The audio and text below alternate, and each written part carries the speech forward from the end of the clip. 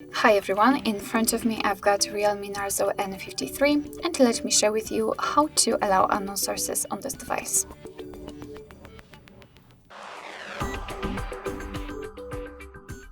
So let's start with opening the settings and then we have to find the apps. Let's tap. Now let's scroll down to find special app access and here let's localize install unknown apps.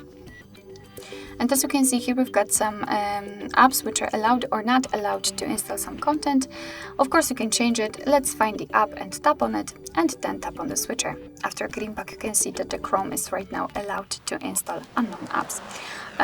Be aware that you're doing it on your own responsibility because some third-party apps aren't verified by the developer, so you may put your data and actually whole device at risk, so really remember about that and choose the apps wisely.